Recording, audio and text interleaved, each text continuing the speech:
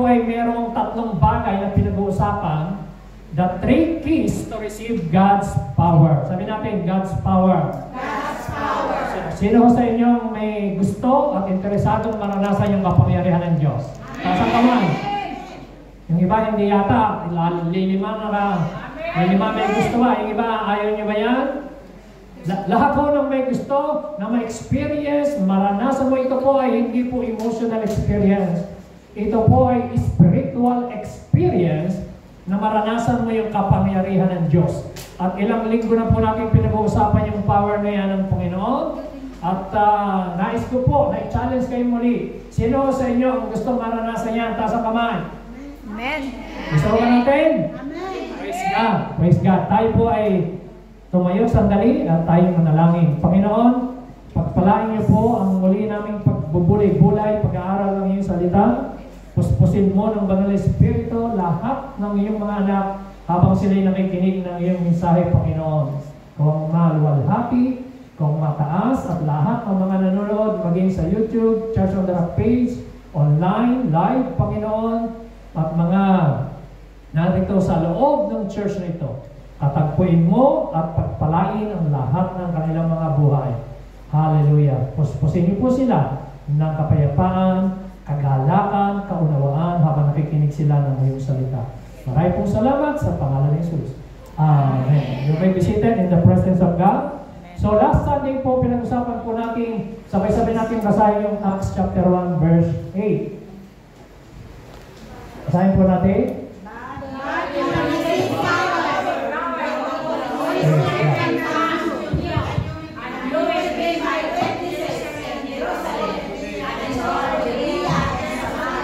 So sabi po diyan, but you will receive power. Sabi natin, power.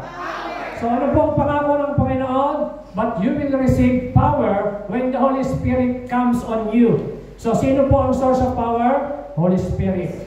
So ano po ang purpose? Bakit kinakailangan tanggapin natin yung power na yon?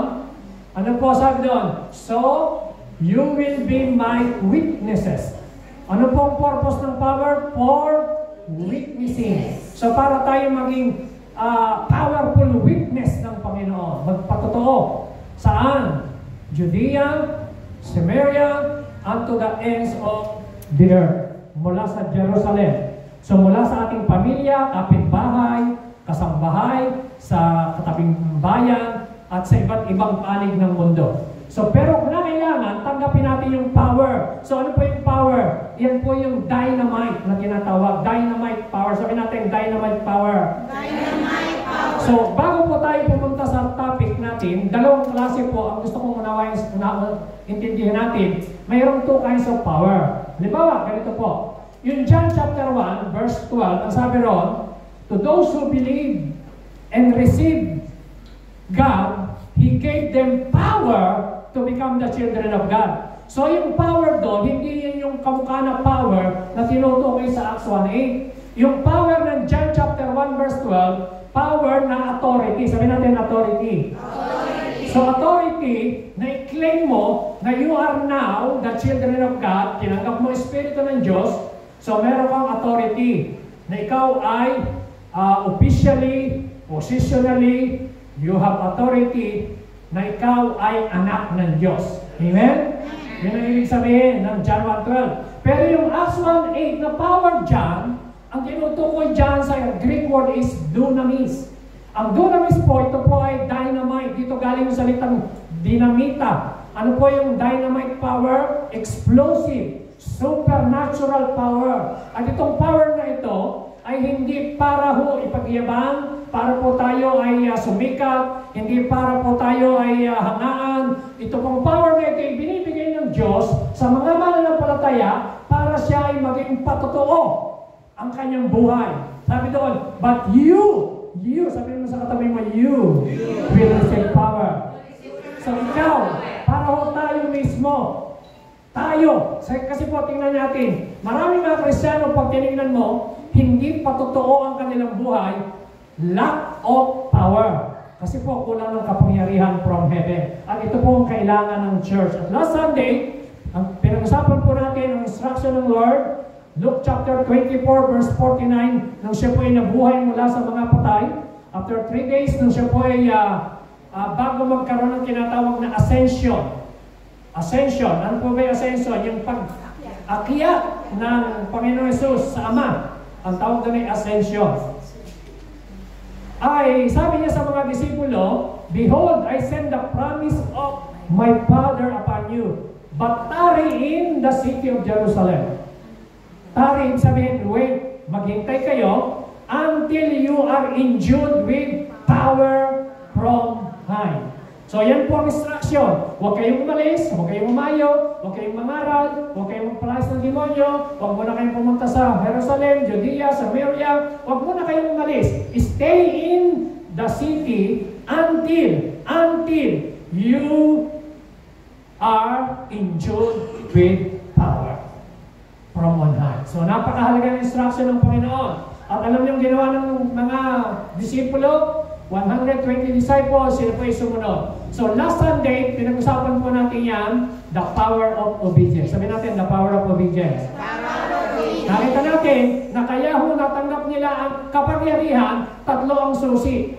The three keys. So tinuro ko po sa inyo, last Sunday, the power of obedience. Kung hindi nyo po ito nakuha, balikan niyo po, panoorin nyo sa YouTube, sa Church on the Rock page, handyan na po yung mensahe na yan. At pupunta po tayo sa number 2. At ano po ang diniscuss natin sa the power of obedience? Nakita po natin merong tatlong bagay. Obedience activates God's power. Pag sumunod ka sa Panginoon, na-activates yung power ng Panginoon. Parang ganito, yung cellphone mo, kahit may bago kang iPhone, kahit may bago kang cellphone, kung hindi yan na-activate, kung hindi aktibado yung mga application, walang power yan. Hindi mo yan magagamit. So, kinakailangan active, ma-activate. So, ganun din po mga kapatid. Ang sikreto to activate God's power is obedience. Sabi natin, obedience. And number 2, pinag-usapan po natin na God wants to trust you. Na matuto tayong magtiwala sa Kanyang kapangyarihan, sa Kanyang salita. Kapag ang Diyos ay nangako, hindi siya napapako, tinutupad niya. Amen? Hindi siya sinungaling. Kamukha ng tao na pwedeng magsinungaling, pwedeng masira ang pangako, pero ang Diyos, kapag nagsabi siya, tinutupad niya. At nais niya na tayo magtiwala sa kanyang mga pangako, sa kanyang salita. God wants to trust you. Kaya nga sabi, trust in the Lord with all your heart and lean not your own understanding. In all your ways, acknowledge Him and He shall direct thy path. So number 3, God's way is the best way. So yung paraan ng Panginoon, yan is the best. Amen? So God's best, yung kanyang way. Hindi yung ating way. Hindi yung ating kaisipan. Sabi ng Isaiah 55 verse 8, "My ways are higher than your ways, and my thoughts are higher than your thoughts." So kaya napakahalaga pong maintindihan natin. Ngayon po, number 2 power, the power of unity. Sabi natin, the power of unity. The power of unity. Pangalawa, na nakita ko po sa Book of Acts, na paulit-ulit na nabanggit dyan, kung paano nila na-receive yung power ay because of their unity. Yung kanilang pagkakaisa. Paulit-ulit po na binanggit dyan yung salitang one accord. Sabi natin, one accord. Example, Acts chapter 1 verse 14. Ang sabi dyan, ano yung tinutukoy? Yung sino ba yun mga disciple? 120 disciples. Mga alaga. These all continued with one accord in prayer. Sabi natin, one accord. One accord. Lahat tayo, sabi natin, one accord. One accord. Okay, para isa tayo, one accord. In prayer and supplication with the woman and Mary, the mother of Jesus, with his brother. So present po, na nananalangin, naghihintay, nakiisa. Yung nanay ni Jesus, si Mary, half parents na yun kasi hindi naman niya talaga nanay ni Jesus sa spirit pinanganak siya sa spirit. Okay? So dapat maintindihan niya yun. So pero ginamit si Mary para magkatawang tao si Kristo dahil ang itutubusin niya at ililigtas niya ay tao. Okay? Ngayon, Kasama siya sa nananalangin dyan, si Mary, the mother of Jesus, and with his brothers. So si Jesus Christ, nung siya ay pinanganak, nagsama si Joseph at si Mary, nagkaanak pa ho sila. Kaya meron pa ho siyang half-brothers, si Jesus Christ. Halimbawa, si Jude and James and John. So makikita niyo po yan sa Bible. Acts chapter 2 verse 1.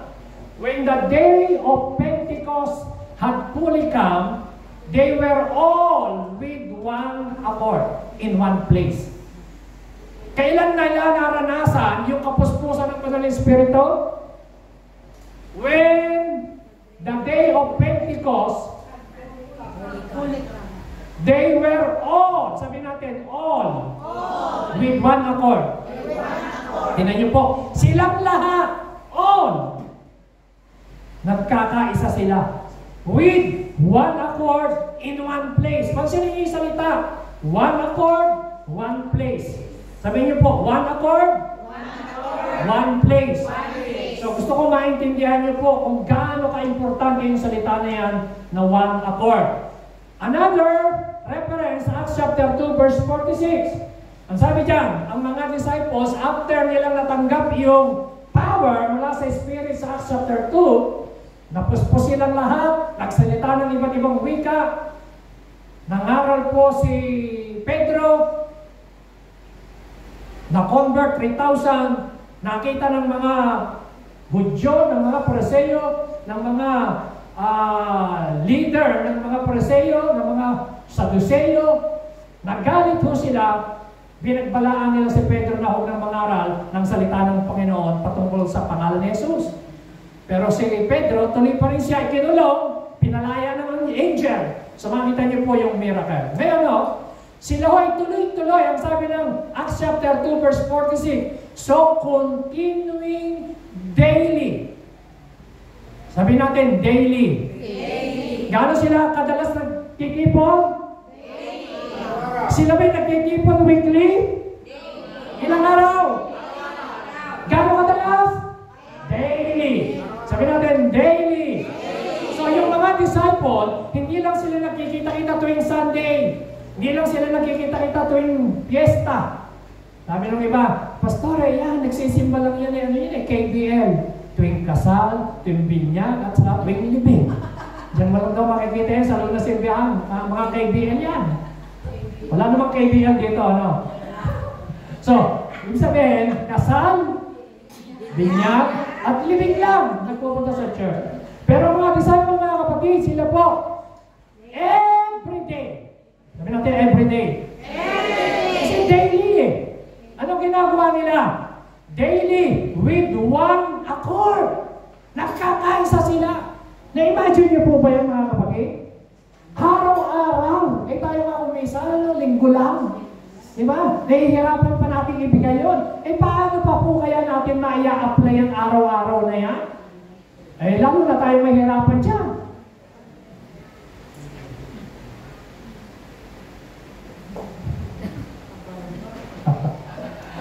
Sabi mo, so continuing daily with one accord in the temple.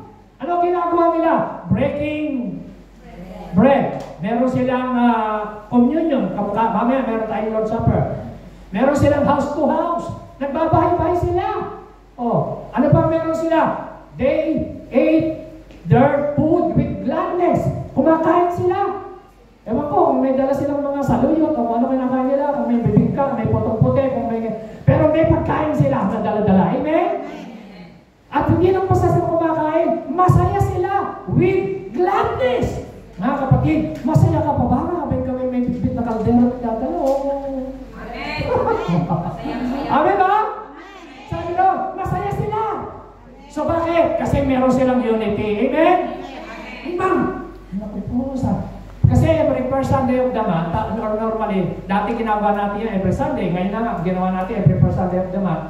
Dito tayo kumakain. Pero sila, kumakain sila, ibig sabihin, dala-dala nila yung pagkain every day, masaya silang kumakain. Amen? Masaya po ba tayo? Amen! Okay.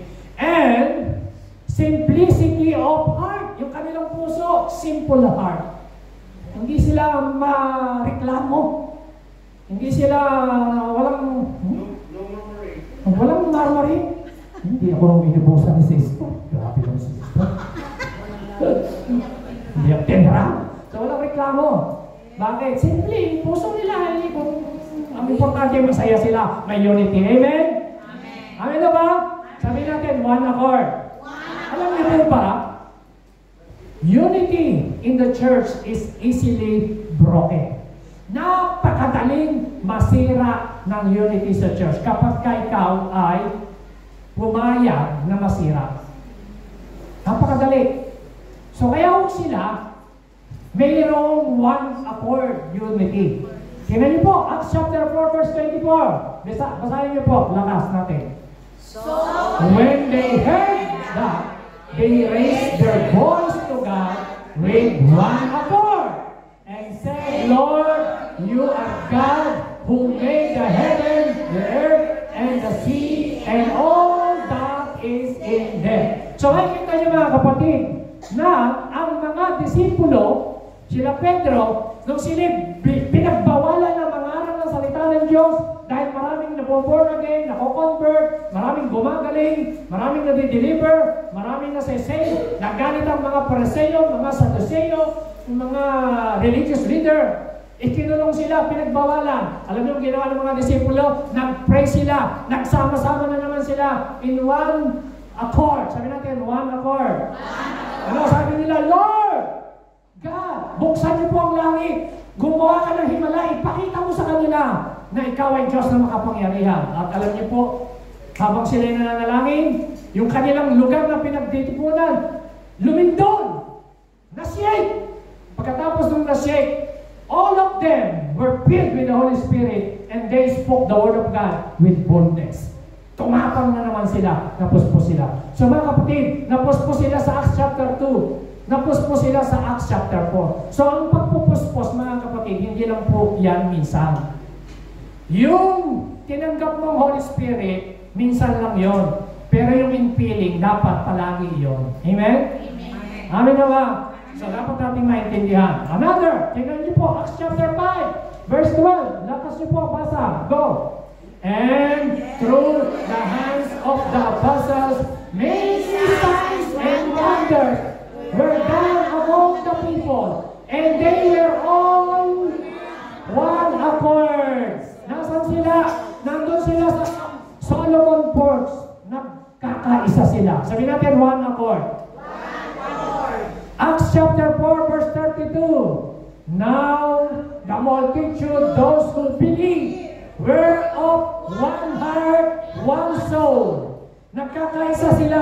Iisang puso, iisa ang kanilang kaluluwa. Mind, will, and emotion. Ibig sabihin, they have one purpose, one goal, one mission, one vision. Meron silang isang layunin mga kapatid. Alam niyo mga kapatid, kapag ang church ay merong unity, very powerful ang church na yun. Amen. Amen? Amen. Amen ba ba? So kaya ho, dapat nating maintindihan kung gaano kahalaga ang unity. Tingnan niyo po ang sabi nila, neither did anyone say that any of these things he possessed was his own, but they had all things in common. Meron po siya lang bigayan, sharing, sila po ay may unity. Sabihin natin, the power of unity. The power of unity. Alam niyo po, tinignan ko sa Greek word. Ang ibig sabihin po ng one accord means in the Greek word, homotomadon. Sabihin natin, homotomadon. Alam niyo po yung salitang homo, same. Yung tomadon, thermometer. Ibig sabihin, they have the same temperature. Amen? So, ang ibig sabihin pala ng one accord, makinig kayo, listen, carefully. Hindi po tayo nagsisimula, introduction pa lang. Huwag mo na kayong...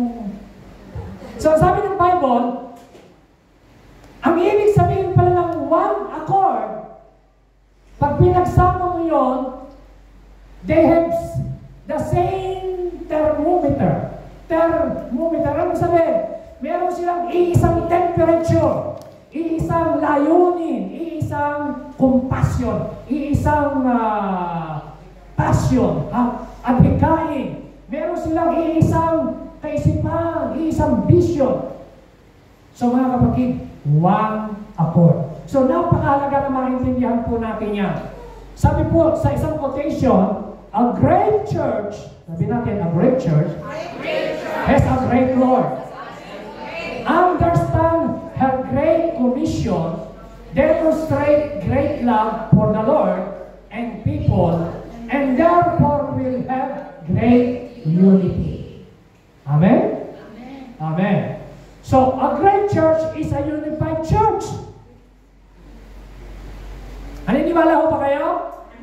Ang isang church na may pagkakaisa, very powerful, very strong, at ito po ay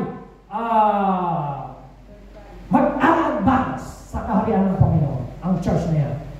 Pero ang church na divided, ang church na hindi nagkakaisa, mga kapatid, napakadaling atakihin ni Satanas. A great church is a unified church. Sabihin natin, a great church is a unified church.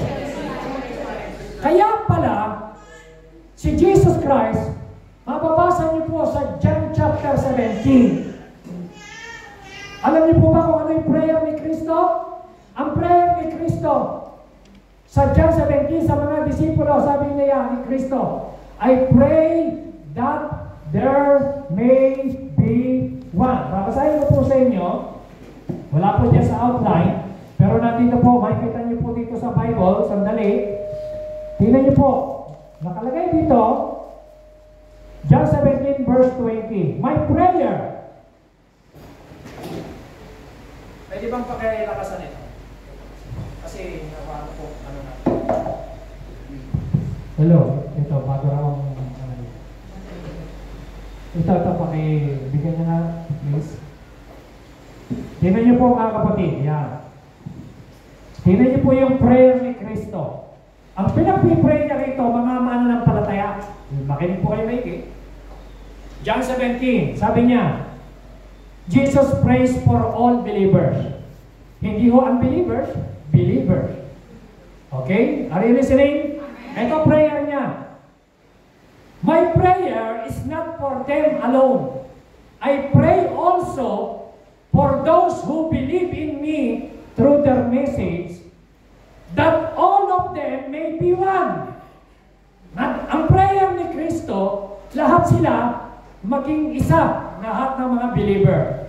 Father, just as you are in me and I am in you, may they also be in us so that the world may believe that you have sent me.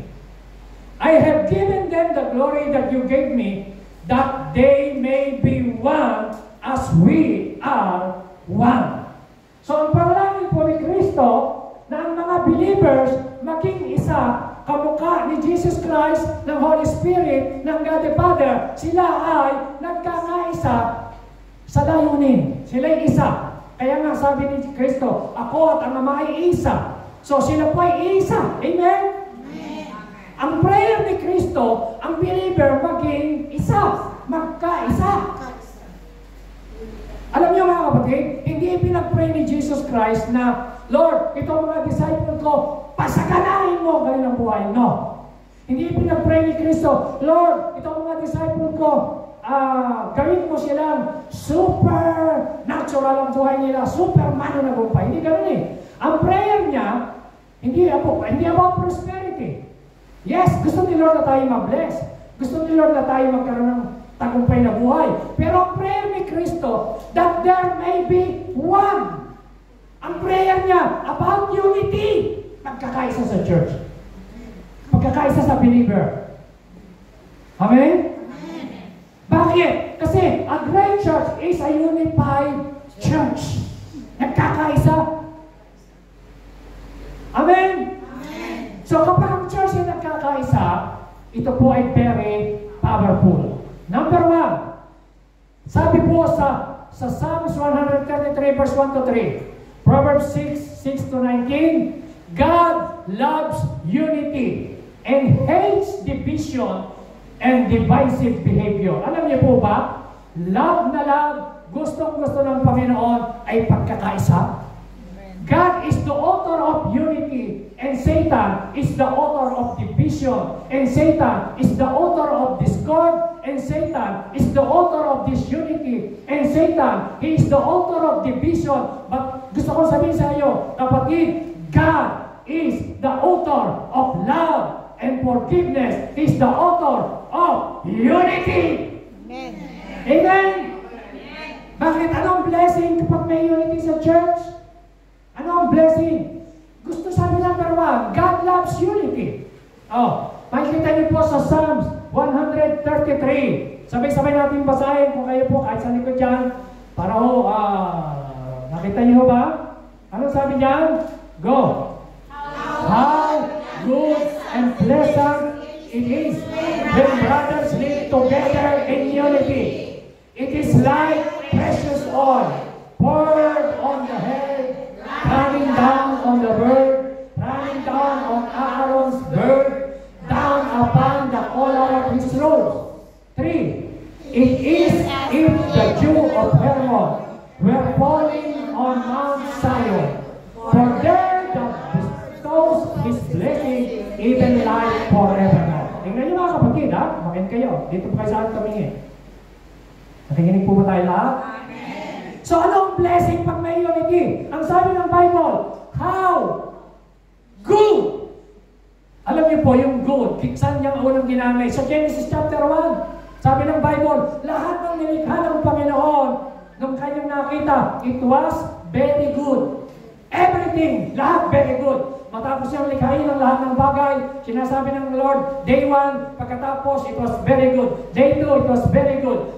Day 3, it was very good. So, about creation, alam niyo po ba mga kapatid, yung salitang good ay ginamit niya ng Panginoon sa unity.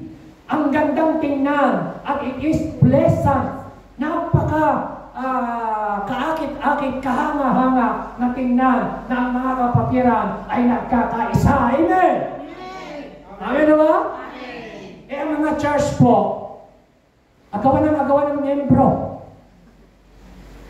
Pagka nakaka-attend, oy, dito ka na. So, kaya ano ang mangyayari sa church, especially dito sa Europe? Ang mga pastor, sila mga pasumuno ng division. Kaya sabi ng Bible, hinahangaan ng Lord yung unity. Hindi kailanman, hindi sa humanga sa isang tao na nagkokos ng division. So, kaya ang prayer ni Lord, Lord, I pray na magkaisa. Tanong, ikaw ba ay sagot sa panalangin ng Diyos na makiisa sa church? Amen. Amen? O tayo isa sa sumasalungat sa prayer ni Kristo. Na ang prayer niya, magkaisa, maging isa kayo sa layunin, isa sa vision. Dapat, you have one heart, one goal, one vision, one mission. Para, kasi po, ang church na ganyan, powerful. Amen? So, anong sabi ng Bible? How good and pleasant it is when brothers live together in unity. Anong katulad? It is like precious oil. Alam niyo po ba yung oil? Simbolo po yan ng blessing. Oil. Ano po ba ang kayamanan ng Spain? Olive oil. O hindi po yung kamukha yan ng oil na yung pinagluluto natin ng mga... Yan po oil na talagang ang tinutukoy dyan na oil, yung pabango, mamahaling oil, pabango at saka expensive oil. Pag daw binuo sa ulo ni Aaron, sino ba si Aaron? Si Aaron po, nire-represent niya ang buong Israel. Siya po ay high priest. Okay. Pag ibinuo sa ulo, tingin kayo sa akin, no? Halika na ba sa akin?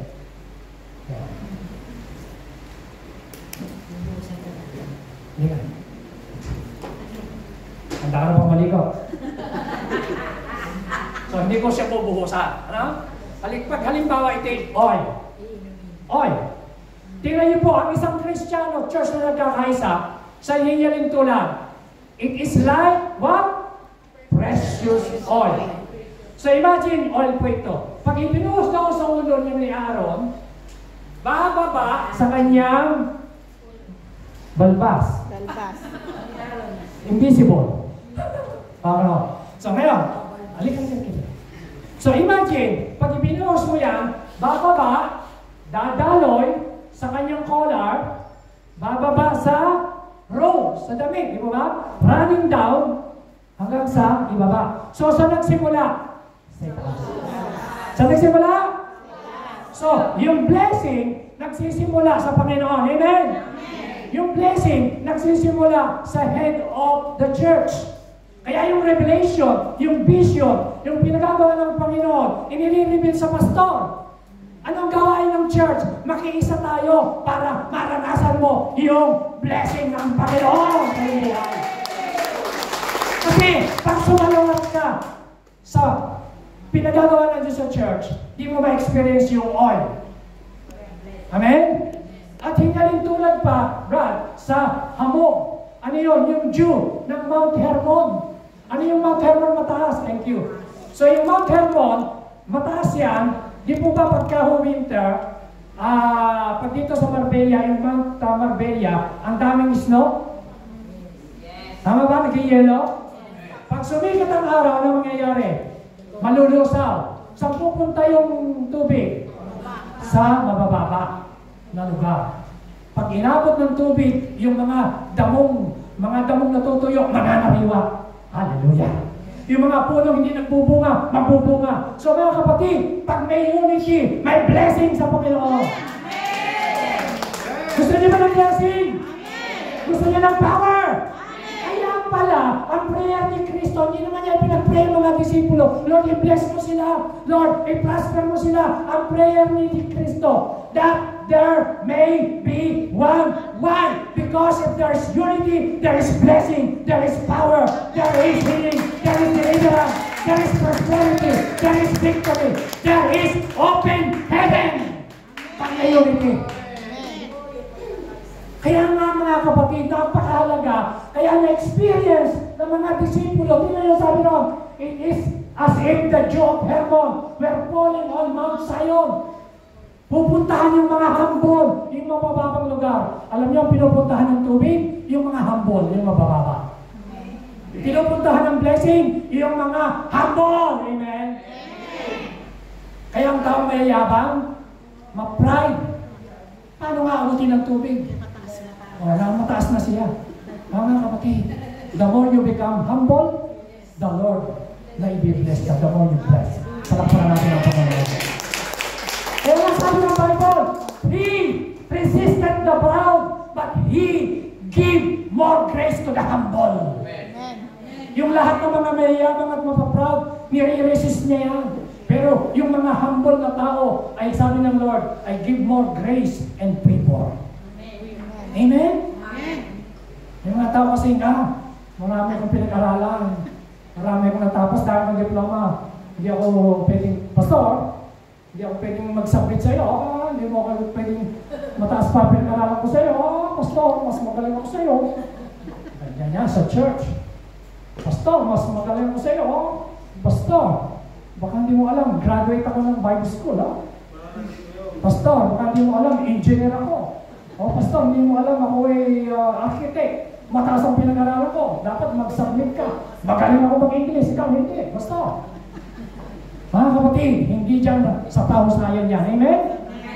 Amen ba? Amen. Praise the Lord. Kaya huwag ka nga-absent at Eva. Huwag nag-absent sa akin ang tubig. Praise God. Thank you, Lord. God bless you, Ate Eva. I love you. Amen? Palakparan ng Panginoon. Kaya namin-miss ko sa Ate Eva. Pagkakalit, yun mo. Nakakamiss. Praise God. Hallelujah. Amen?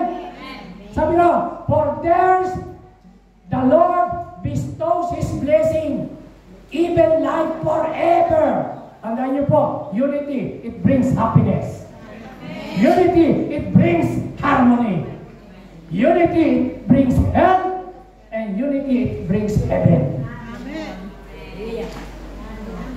Pag may unity sa church. Sabi ko kanina, unity in the church is easily broken. Alam niyo, minsan, pagka-anniversary, may isa lang nagtampo, may isa lang hindi na nasisira agad ang unity. Kaya sinasabi ng Bible ingatan natin, preserve, keep the unity.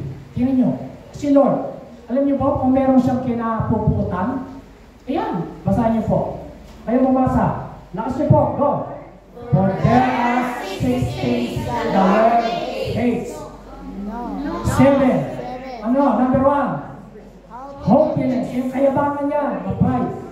Normal, pag ikaw ay mayabang, mahirap makipagkaisa. Mahirap magpakumbaba Ano pa? Lying, kasinungalingan. Mahirap makipag-isa dahil ang simula ng division ay sinurities. Amen. Lying. Murdering. Alam mo yung murdering? Alam niyo, hindi ibig sabihin na ikaw ay pumatay physical. Alam mo ba na pwede mong patayin ng tao sa pamagitan lang ng salita? Kaya yan ay nakakasira ng unity. Plotting evil. Eagerness to do wrong. False witness. Ito po. Sowing discord among brothers. Ayaw ni Kristo. Sabi ron, the Lord hates. Sabi rin, the Lord hates. Ilakas nyo, sabi nyo, the Lord hates. The Lord hates. Hindi natutuwa. Ang sabi ng Bible, hindi ako may sabi. Kinokot ko lang. The Lord hates. Kaya kapag ka may Kristiyano na ang ugali palaging naka-disunite sa church, paalala mo yung verse na yan, Brad, the Lord hates. Amen? The Lord hates. Ayaw niya na nagtatanim tayo ng disunity sa church. May church ka na kung saan sa mapaatin. Yung mga activities sa church, hindi mo mapuntahan, hindi mo maatinan. Tapos pagkayari ng church, gusto mo pumunta sa iba. May tinuturo ni pastor, di pa mo na-i-apply. Amen. Amen. Kaya mahal ko ang church on that Kahit kinakagalitan mo may event na kami kita. Hindi ba? Palap ka natin si Lord. Hallelujah. Para mahina ang palakpak na hina. Yan! The Lord hates. Paalala niyo yung verse na yan. Ayaw ni Lord yan. Sa mga Kristiyano na pasaway, matigas ang ulo, na sinasabi ng dapat mayroon ka lang one church, hanggang ngayon pinipilit pa ibang church. Kung saan ka lalago, itinanim na Lord, dyan ka na. Kaya ka na dito, ibig sabihin, dito ka pinapunta ni Lord. Pa ikaw ay itinanim sa isang church, dyan ka na lumago, dyan ka na tumubo, dyan ka mamulaklak, dyan ka mamunga. Nakakita ba kayo na isang halaman na pag itinanim mo, bukas ililipat mo, sa isang buwan ililipat mo, sa isang taon ililipat mo, another 3 years ililipat mo na naman. Ano mangyayari doon? Mamamatay! Sabihin mo sa katabi mo, huwag kang lilipat, mamamatay! Ang ibig sabihin, spiritually, Amen? Ay kayo nagsabi, di ba? Mamamatay sabi. Spiritually. Dapat, kung saan ka nakatanim, dyan na mag-ugat. Amen. Namahalin ka na, may problema ba sa church? Yes. Kaya nga pinag-uusapan, may unity. Amen? Number 2, Satan understands the power of unity and is always working to bring division. Ayaw kasi niya ng church ay lumago. Ayaw ni Satanas na ang church ay mabless. Ayaw ni Satanas na maraming masave. Ayaw ni Satanas na ikaw ay maging disciple. Ayaw ni Satanas na ikaw ay mag-mature na Kristiyano. Ayaw ni Satanas na ikaw ay maging overcomer. Kaya ang ginagawa niya, siya po ay against sa unity. Sabi ni Satanas, okay lang na umating ka pero huwag kang makiisa. Pwede ba yun? Pwede ba yun? Umaaten, pero hindi nakikisa. Mga kapatid, meron po tayong seminar. Sabihin niya, may sarili din ako seminar. Kayo na lang.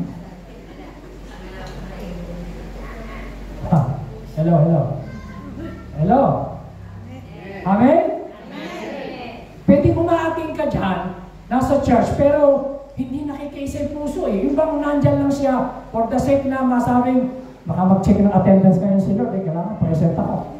O kaya, baka hanapin ako ni Pastor. So mga kapatid, dapat, pag pumunta ka sa church, alam niyo po, unity brings sacrifices. Sabi niyo, unity brings sacrifices. Bakit? Kasi may sakripisyo. Alam niyo po mga kapatid, si Kristo, ang isinacrifice niya yung buhay niya. Yung kanyang sariling dugo. Yung kanyang sarili, isinacrifice niya para lang tubusin tayo sa mga kasalanan. Alam niyo mga kapatid, sa pagkakaisa, may isasacrifice ka eh.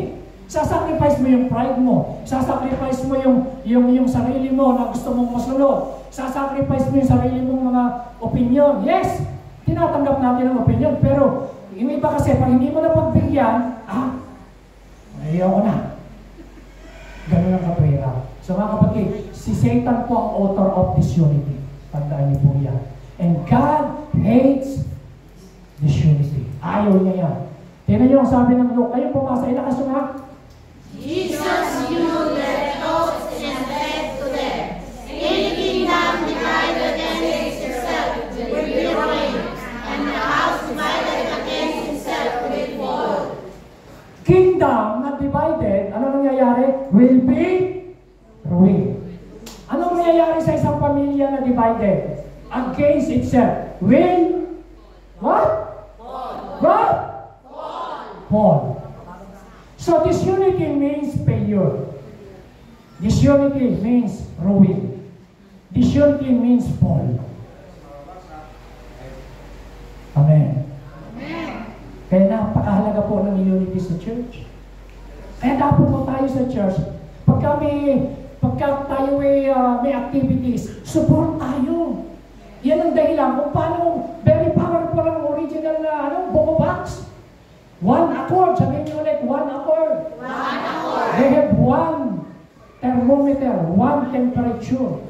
So dapat po, imagine niyo po mga kapatid, tayo ho, iba-iba rito tayo ng background, iba-iba ang ating pinanggalingan, iba-iba po tayo. Pero kapag tayo nagkakaisa, para kung katawan niya, hindi ibig sabihin ng unity is uniformity.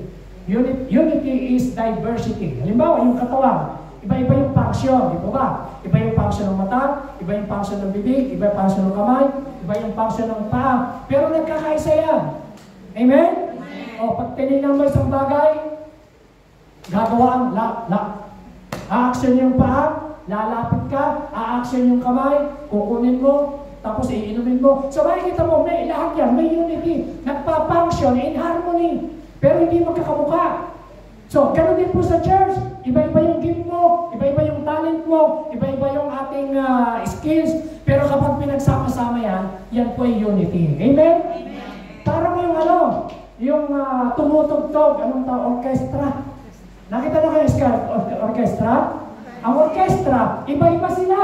May nagpa-piano, may nagpa-violin, iba-iba ang instrument na hawak. Pero pag tinugtog nila ang isang kanta, may harmony, ang gandang pakinggan. Ganon din po sa church, iba-iba po tayo ng kaloob. Pag lahat yan pinagamit natin sa Panginoon,